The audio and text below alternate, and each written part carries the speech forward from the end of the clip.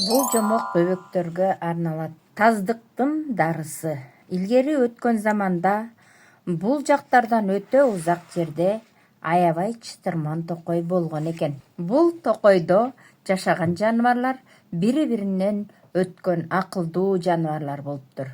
Токойдогу кээ бир айбанаттар жер айдап, эгин себишсе, кээ бирлери мөмө-чөмө өстүрүп, кайбири соода сатык менен алектенишкен экен. Соода менен алектенген жаныбарлардын бири акылы менен түлкүлөрдү жолдо калтырган үндүк эле. Бул үндүк токойду жакшылап кыдырып жыгып, чачы түшкөн таз жаныбарлар жашаган аймакка дүкөн ачыптыр. Айлакер үндүк ачкан дүкөндө таздыкка дары болот деп самын, май жана ар кандай дарыларды сата баштайт.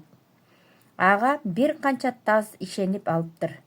Сокурдун тилегени эки көз дегендей, таздар капкара чаш чыгат деп ойлоп, үмүттөнүп алышып, үндүктүн соодасын аябай жүргүзүшөт.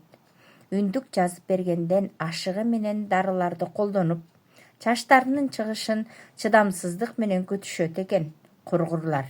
Аягында кээ биринин бул дарылардан башы кызарса, кээ биринин көзү кызарат. Айрымдарынын чачтары ого бетер түшүп калат. Кайдагы капкара чач, аларды тескерисинче такырбаш кылыптыр бул дарылар. Ошентип күндөр өтүп, бир жашы өтүп калган таз жаныбар ойлонуп, үндүктү көздөй жөнөйт экен. Дүкөнгө келип, кызарган башын кашып, сөз баштайт.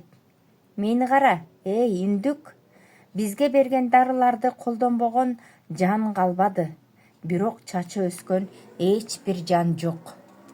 Токтосоң, дароо эле ачууланбасаң, бул жаңы келген дарыларды да бир байкап көрсөң, муну бир ай колдонгондун чачы дароо чыгат, деп жаңы дарыны көргөзөт үндүк.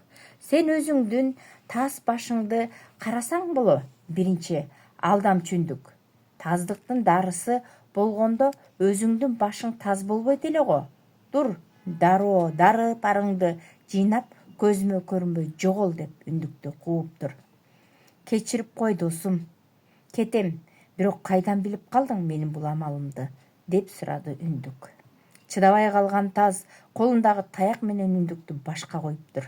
Чын эле таздыктын алдын алуучу дары болсо, үндүккө чаш чыгат эле да.